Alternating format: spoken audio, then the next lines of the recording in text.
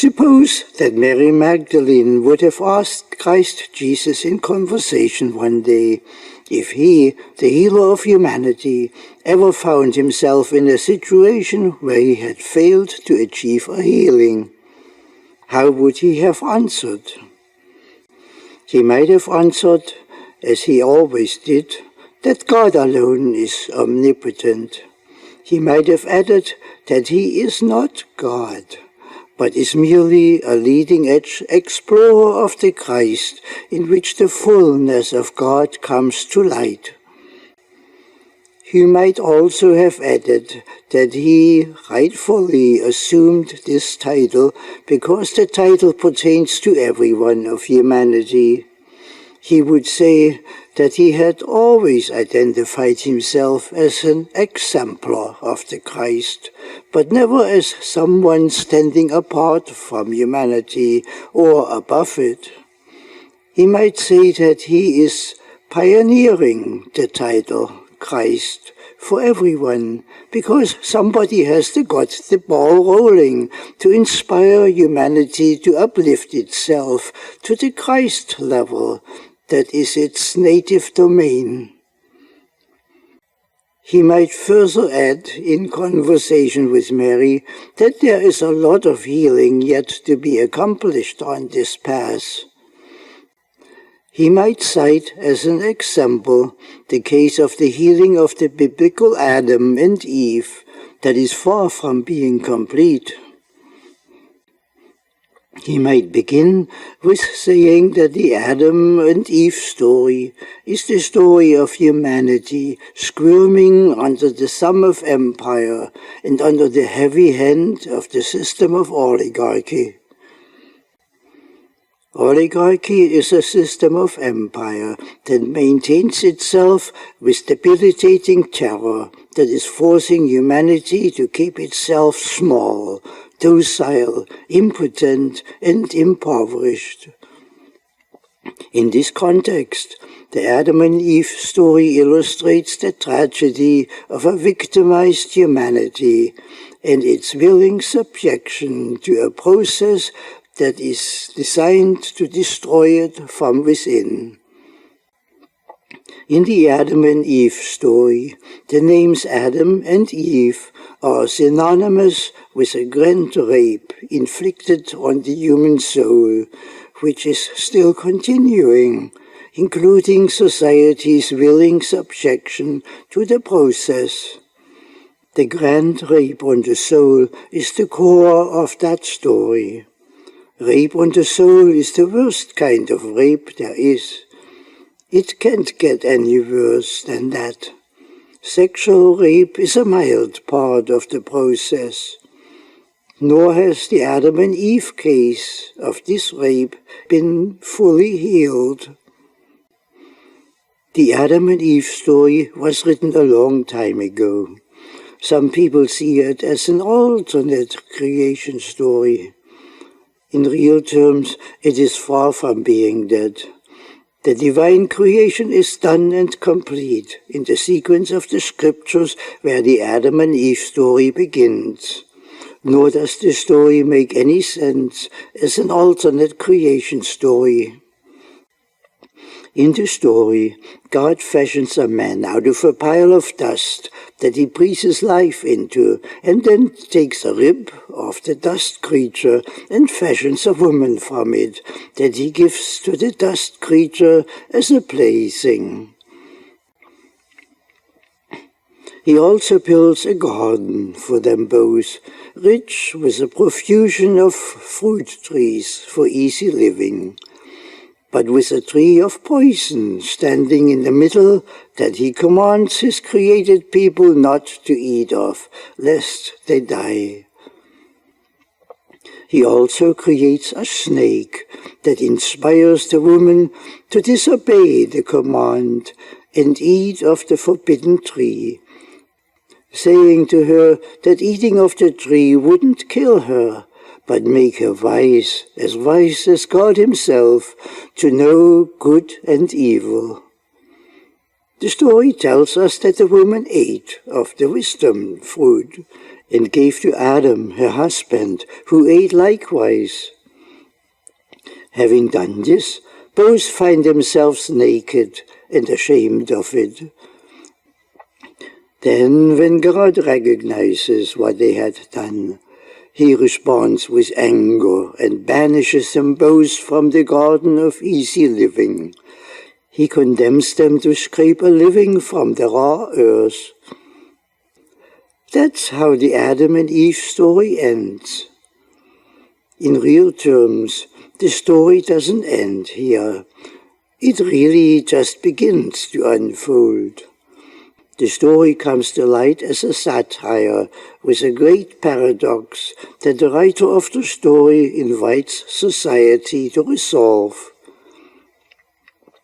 The writer feels a story of grand deception, oppression, and denials, all of which run totally against the grain of the spiritual concept of God as love, and a creation that is good.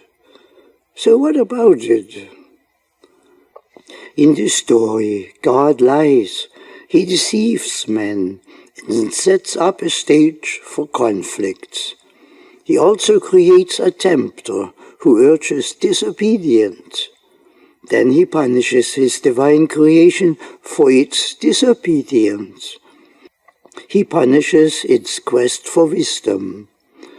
In the face of this failure, the God in the story explodes in a rage and forces the expulsion of his own creation. Does any of that make any sense?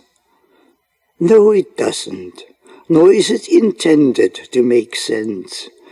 This is evidently so because the God that is portrayed in the Adam and Eve story lacks all the features of an intelligent, benign creator and of a creation that reflects the colors of divine love. In other words, the story isn't designed to make any sense until the paradox is resolved. In the way the story is written, it becomes recognizable to an alert reader that the story is a paradox by intention, because the God in the story is termed the Lord God. He is the God of the lords, the masters of empire, who in their arrogance assumed God's status, the assumed right of kings to rule humanity, to enslave humanity, to subjugate humanity. That's the kind of Lord God that we are dealing with. The Adam and Eve story presents the colors of the psychological warfare by the masters of empire against humanity. It is twisting the divine creation into a weapon against humanity. The writer of the story presents to us in vivid illustrations what the psychological warfare process looks like and how it operates. And that is typical for every form of empire, for which it turns the divine creation upside down. On this strain, the story begins with an image of man as nothing more than living dust. Every ruler of every empire that ever was and ever will be sees humanity as creatures of dust with no intrinsic value whatsoever, and inspires humanity to see itself so likewise. On this debilitating platform, society is easily ruled, and more so when the ruling is enforced with death threats and is twisted with lies that are all designed to keep society small in its own sight, confused, docile, and compliant to be enslaved. Once this underlying intention is recognized, the Adam and Eve story unfolds as a well-designed satire that illustrates to humanity the nature of its submission to the systems of empire and oligarchy.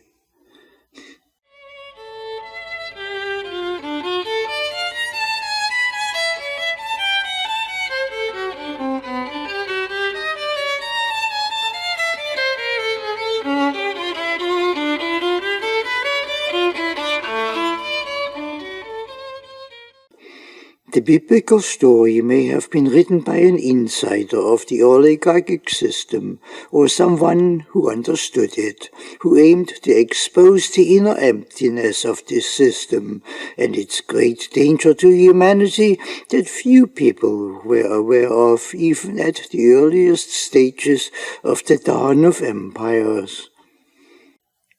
There might have also been a time when the Adam and Eve satire was more generally understood, when the system of empire was less veiled, when it was more openly anti-human. The writer of the Adam and Eve story symbolically staged the story in the Garden of Eden, with the forbidden tree in the middle of it. This might have been significant even then. The Garden of Eden, as a metaphor, can be recognized to reflect the great model of God and man that has soul standing prominently at its center, which everything in the model flows into it and through it. This means that the writer who created the Adam and Eve satire may have correctly understood that the greatest danger that any oligarchic system is facing, and ever will face, is the sense of soul that all the divine aspects flow into and flow through, which brings together what constitutes our humanity, for which the concept of the soul serves as an interface. The writer describes the concept of the soul as a great tree standing in the midst of the garden. The tree represents divine soul reflected in man, and represents everything that is linked to it. It is described as a fruitful tree. Its fruits are the fruits of intelligence, manifest as substance in life. The fruits of intelligence are cognition, discoveries, science, understanding, creativity, power, development, beauty, sublimity, and so on. Each one of these is substantial. They are the substance of civilization. Everything that humanity lives by is the substance of its creativity, built on its scientific self-development. An oligarchic system that exists on the platform of stealing rather than creating cannot exist in a highly developed humanist environment. Consequently, the masters of empire use every means they can imagine to squash our humanist development. That's where the real Adam and Eve story begins. Adam and Eve represents humanity. The oligarchy, declaring itself to be God, says to humanity, "You must never, ever eat of the fruit of the tree in the middle of the garden. You must never taste the fruit of your divine soul, by which you become divinely human. It must never happen that you open yourself up to your soul. We won't allow it. Be sure to note that on the day you disobey our order and eat of the fruit of your soul, you will die. You will die, in this case, because we will kill you. We have no choice in this. We must kill you when you reach out to develop your humanity, because when you do this, when you become divinely human, you will invariably endanger the entire oligarchic system and doom it to oblivion. We will not allow this to happen. We have the means to destroy the soul." And this is exactly what Rome is saying to humanity in so many ways. We have the means cultivated in society itself, not merely to deny its soul, but to obliterate its soul. The death threat by terror of war is a message that apparently has been the same throughout all ages and will continue to be the same for as long as any type of oligarchic system is tolerated in society. By being obedient to the dehumanizing demands of empire uttered under death threats, humanity keeps itself small, poor, docile, and undeveloped. Society has thereby conditioned itself well to be kept in chains. The demanded obedience under terror creates the very apathy that all the criminals who operate systems of empire desire, which in fact they absolutely require in order to be able to exist. The response of obedience in society literally allows the criminal system to exist, which feeds on humanity. It's as simple as that.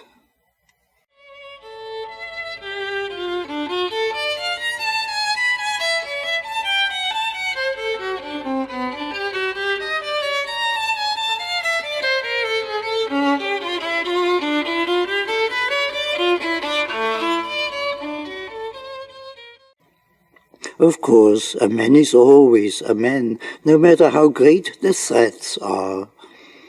The divine soul unfolding in man cannot be imprisoned with any chains that will ever be forged. Spiritual sense keeps on nagging consciousness to rebel. This too will always be the case.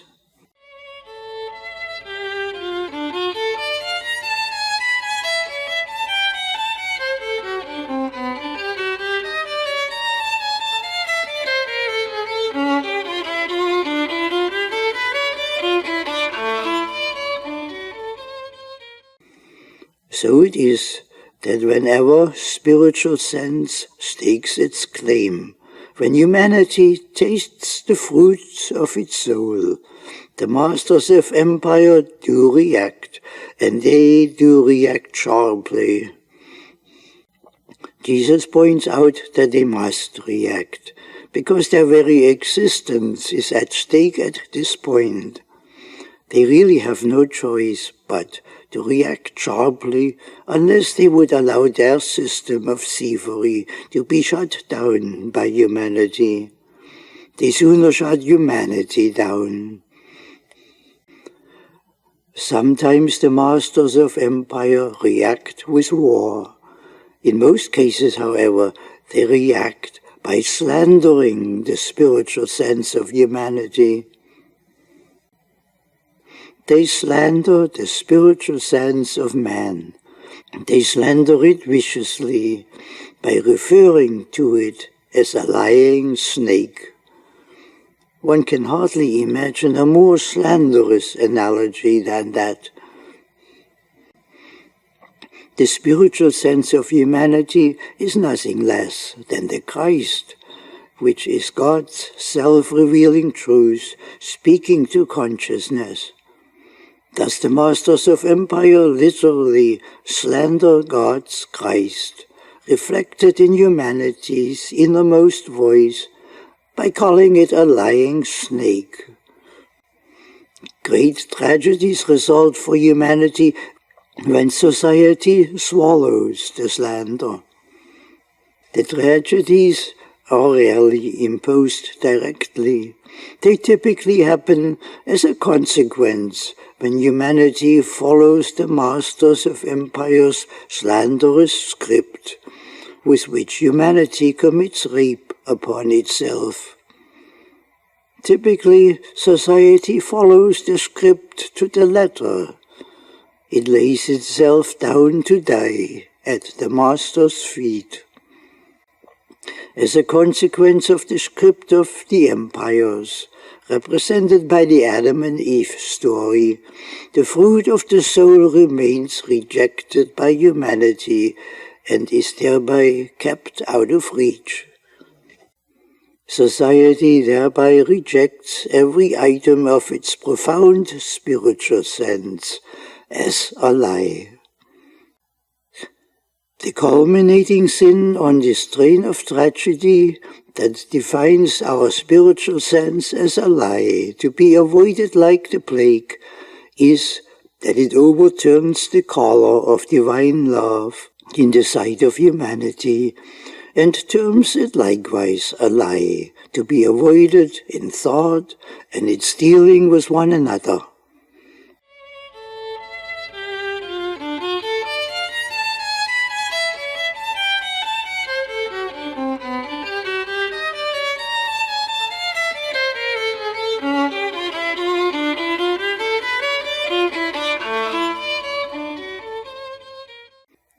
The resulting deep sin of society rejecting its own soul in following the script of oligarchic doctrines, which demands society to never eat of the tree of its soul, is the greatest form of sin that is possible, if not the only actual form of sin. When people speak the word sin, they rarely ever recognize what it really means, that it signifies their failing to eat of the fruit of their soul that reflects the boundless good of divine soul. Sin thereby means that the people keep themselves tied to impotence, smallness, and poverty, enforced by lies and fear. Mary may ask at this point if this is really what happens. Jesus may answer her that she can go to any Roman officer or other military officers and ask them this question, and they will confirm with total conviction that love is a lie on the entire front of human experience. They may add that there is no such thing as love, that only indifference, rape, and lust are real.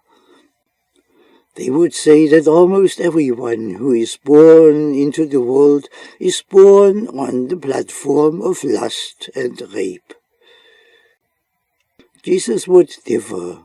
He would clarify at this point that it is the voice of empire speaking in such cases, the voice of a society that has destroyed its people and itself routinely to be able to murder out of lust.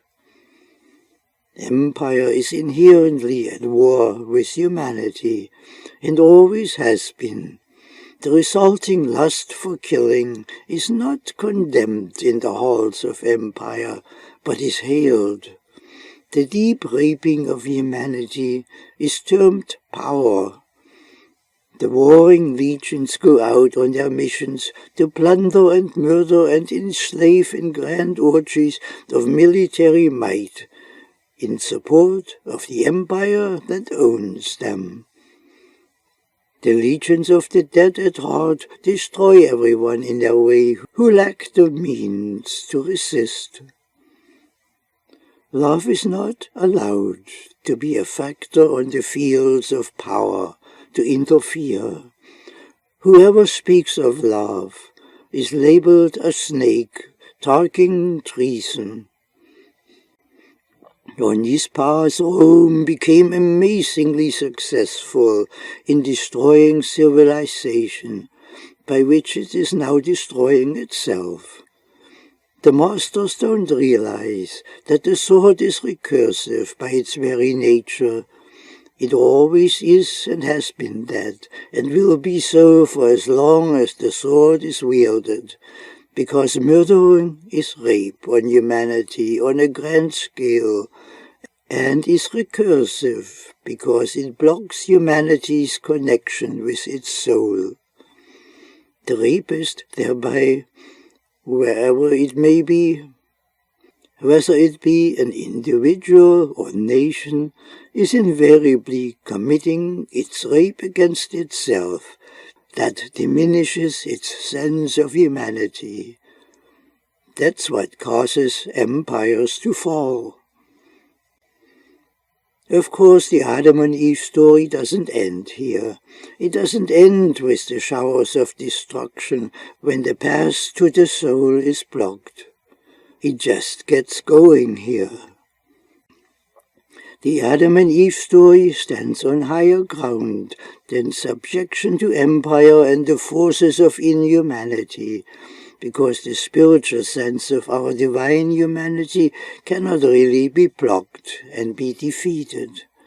Eve is portrayed as a spiritually sensitive person. She is sensitive to the voice of spiritual sense, the voice of the soul that the dragon cannot touch. Nor does she regard the voice of the soul as the voice of a snake. She welcomes the voice that speaks the truth, regardless of all the world's slandering against it. She welcomes its presence. She welcomes love and reflects it in loving. She doesn't deny the fruits of the soul, but reaches out for them.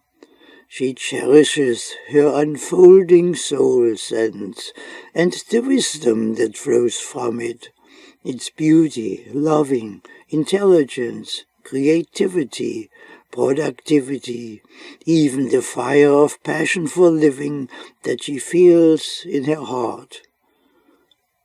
In this loving, she inspires the world to join her. She invites all to experience the loving of all that is human and divine, including the richer world that it creates. In the story, Adam responds to this type of offer that is presented by spiritual sense, conveyed by Eve with love. Of course, Adam and Eve wisely hide themselves from the Lord gods of empire in order not to enrage the masters who claim the status of a god, to become murderers in the folly of their bloodlust. When the masters of empire catch up with them, they respond furiously and indict them with the crime of nakedness, of having shed all imperial notions. They know that whenever love uplifts the soul inspired by loving, a person becomes naked of all the crap that empire demands, and this not with shame, but with joy. The joy is natural, because a man who is naked in imperial terms, because he cannot hate, rape, steal, murder, destroy, and wallow in self-pity and small-minded poverty, is committed instead to human development, to the uplifting of the world with the power of the soul that is not a fake power in this case, but is real power and has no equal. Whenever the masters of empire catch up with such a naked man, they scream at him, "What have you done? You have betrayed our trust in you. We trusted you to never open your eyes, to never touch the fruits of soul. You disobeyed us. You rendered yourself unfit, therefore, for your continued living in the whorehouses of empire, where everyone is routinely raped and rapes himself and loses his soul in the process. Instead, you cherish your soul. You say your soul reflects divine soul. You have become its champion. You have tasted the joy to live by it. You have thereby become a traitor against empire. You have disqualified yourself from ever setting foot in any one of our whorehouses ever again. So get out of our sight, out of our country, out of our world, the world we own and rule. Then see if you can live without us, without money, without property, without status, and eternal pain. That's why we will not kill you this time, but make an example of you. We will inflict the greatest punishment on you that an empire can inflict. We condemn you to having to live by love alone. This means that you will have to scrape your living from the dust of the earth. That's a fate that we consider in the imperial world a fate worse than death. And your partner in crime, whom you have listened to and allowed yourself to be inspired by her love, must suffer the same fate with you. So, Mary, what do you think Adam would have answered to such a charge and sentence? Jesus might ask. Adam would have laughed at the masters of empire, the would-be gods of Olympus, Mary would say. Adam would have answered them saying, "You have no power over me. You have only power over a people who deny their soul, and in the same breath deny the soul of God, the soul of the universe. In the sight of the people who wake up from the dreams of empire to the freedom of the soul, you have no standing, no status, no might. To these, you would-be masters are but little men. You cannot rule over an awake human being. In fact, you have no place to exist in such a society. Therefore, I banish you all, I banish you impostors in my capacity as a human being. I have the power to do this. So be gone, whores of Babylon, be gone and take your whorehouses with you, your swindlers with money, your legions of rapists and murderers with swords, and your crosses and gallows. Be gone with them all. Be gone, witches and witch masters, and let me assure you that you will indeed have to scrape your living from the dust of the ground, because as soulless thieves you lack the skills and the wisdom and creativity to create a living for yourself. All civilized living is soul-created living, inspired by love. The masters would answer with indignation, Jesus might say. They would cry, "You ungrateful traitors, can't you see that it is us that gave you everything you have and are? Obviously, we made a mistake," they may say, "in giving you a woman to comfort you. In India, we have inspired the people to feed their girl babies to the crocodiles, or to have their warriors chop them up at birth. Women are polluting the earth with too many babies. We corrected this in India. We failed by being tolerant with you. We let you keep your woman as a plaything. And what do we get as a reward? We get betrayal upon betrayal. Your plaything inspired you with the poison of love. Sure, it was our fault to let this happen, and since it was our fault to give you your woman as a plaything in the first place, we will overlook your transgression against us this time. If you denounce your soul and everything that comes with it, including love." I think the writer of the story left Eve's response out of this story, Mary would say. Or the response was stricken from the script in later times. In this case, what do you think her response might have been? Jesus might ask Mary.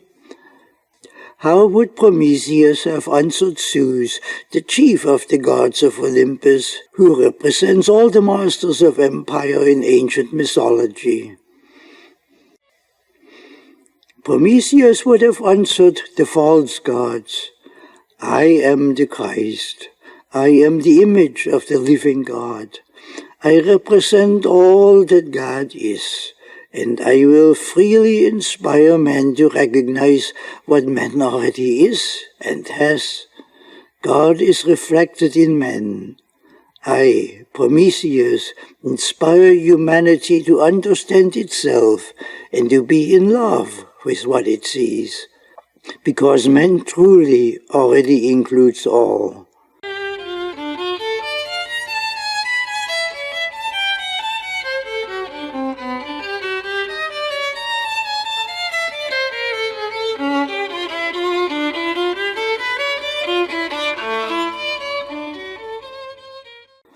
I, Prometheus, are nothing more than an educator, a revelator, an exemplar. The divine truth inspires great love in humanity for one another, and thereby for the fullness of God's creation that is reflected in humanity to be acknowledged and to be developed forevermore. This includes all men and women on a lateral plane, not as playthings for one another, nor as opposites, but as complementary by design, because the nature of good is complementary in all its infinite aspects. All that is good flies on two wings. We are winged with love in our diversity. How can we be anything less when God is love? What would Zeus answer to that, Jesus might ask Mary. Zeus would crawl into a hole in the ground and then vanish out of sight, says Mary and laughs. No, he wouldn't, says Jesus. He can't crawl into a hole because he has no real existence.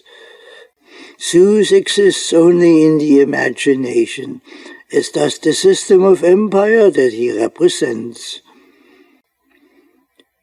Once society recognizes the deep emptiness within the nature of empire, and thereby stops bowing to it, as if it had any real power, the myths of empire would simply vanish.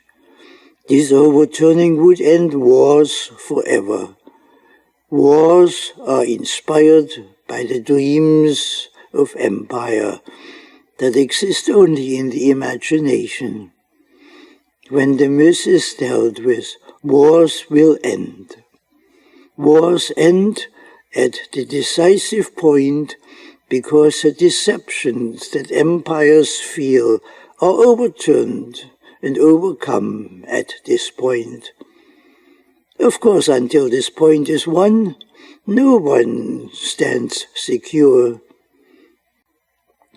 Even I stand not secure, because the decisive point in recognizing the truth has not been won. The Adam and Eve story has not been fully healed in society. Too many devils still roam in the minds, singing the empire song. Only the Christ itself is secure, because the Christ is rooted in God. The Christ cannot be murdered. The Christ is the divine idea, man. In that we find security. I represent it. You, Mary, represent it too. Everyone in humanity represents the Christ. Christ is the first name of humanity. Christ is the name for our spiritual sense, our spiritual self-awareness. This fact is secure. It can never change. No matter how vehemently the masters of the lies slander our spiritual sense with the imagery of a lying snake. Thus we stand secure. We have come a long way to where we now stand. Let's not forget, too, that Adam and Eve themselves, in the story, have initiated the healing process that will make the world secure. Both of them gave the oligarchic system the finger right at the bat when they ate of the tree of the soul in the midst of the garden liberally.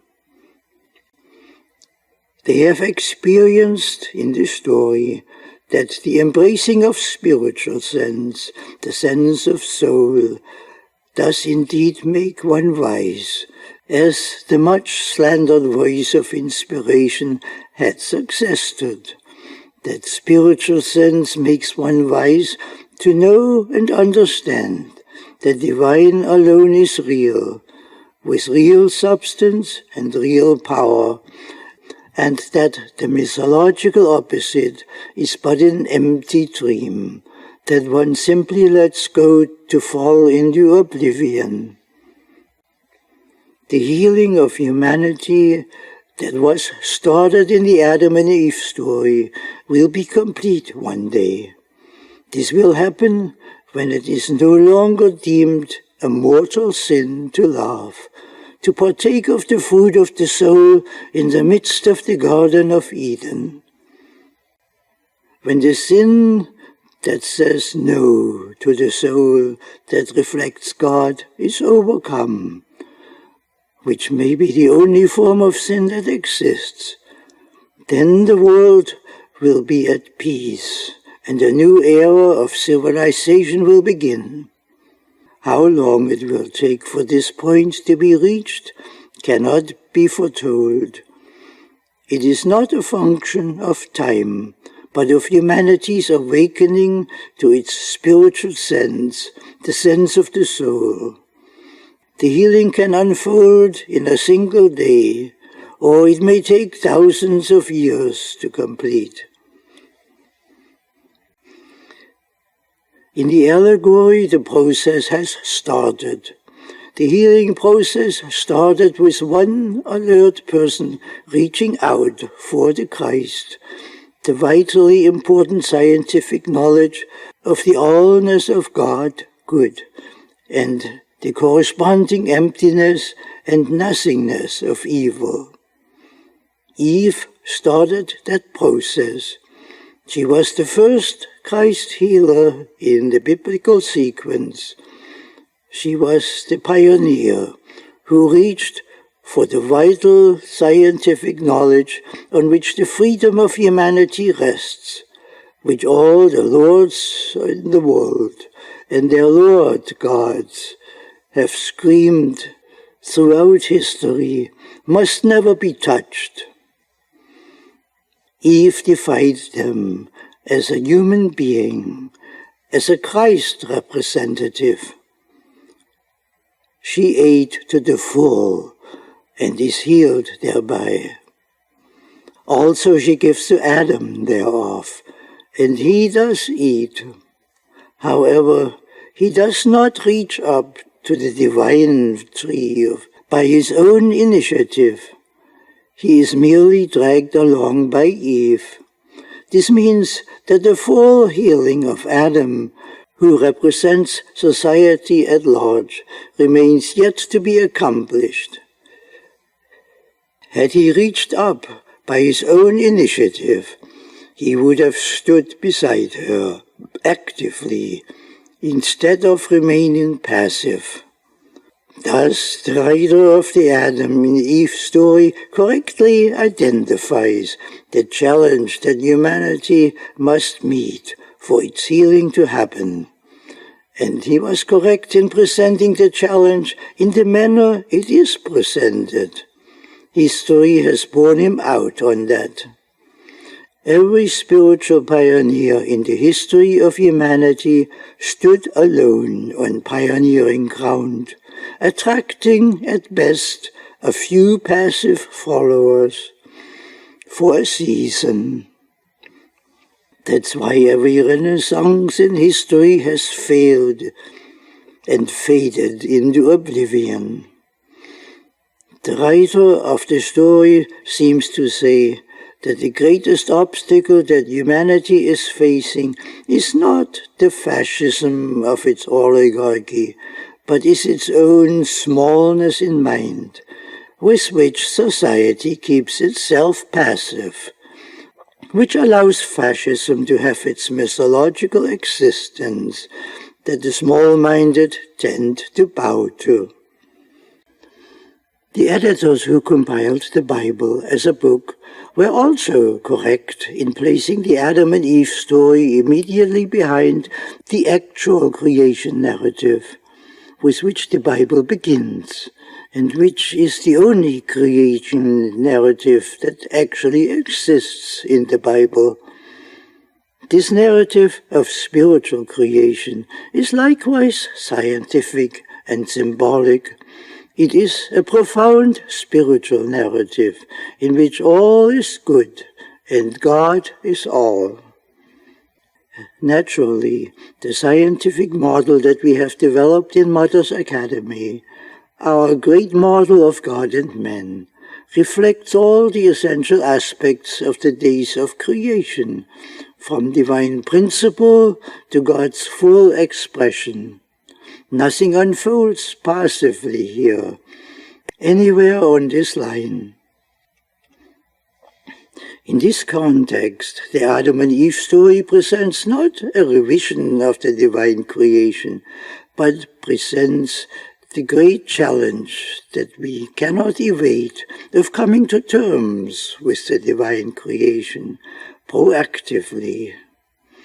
The divine spiritual sense, the Christ, the spiritual idea of God, helps us with that. It gives us the scientific knowledge of the nature of good and evil, which comprises the knowledge of the allness and fullness of good as God's creation, and the intrinsic nothingness of all forms of evil, including sickness, sin, and death, by them being devoid of the colors of good, of God's reflection. I have learned to heal on this basis, Jesus might say. I have healed with the knowledge of the allness of God and its all-encompassing good, and this is accomplished with the complementary knowledge of the nothingness of evil.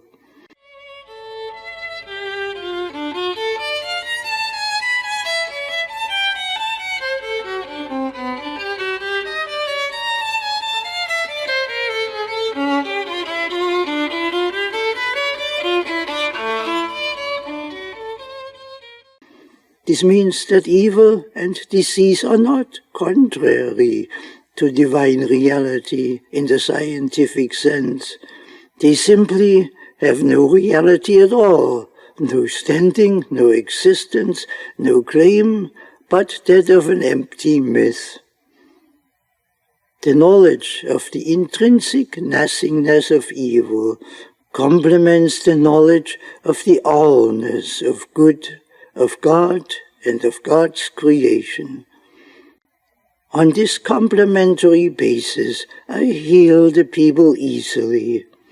They come to me in droves, and they do walk away healed. The power for the healing, of course, is not in me.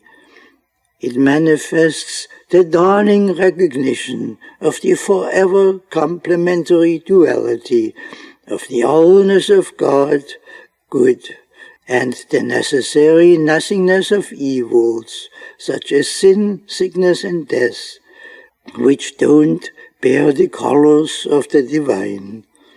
This complementary knowledge closes the door on any possible knowledge of a personal evil or Satan or devil as a reality to be reckoned with, including the diseases. The complementary recognition of the allness of good and the nothingness of evil is the breakthrough that Eve has pioneered when she reached for it and ate it up, from which the real story unfolds. She ate up the Christ knowledge to the full, and she lived with it actively. One day society will awake itself out of its passive mode of looking to God to active spiritual being. Society will then awake itself to the Christ that is already a part of it and is forever established, which the Adam and Eve story does bring a bit nearer towards the yearning hearts in every society for the dawning of the truth.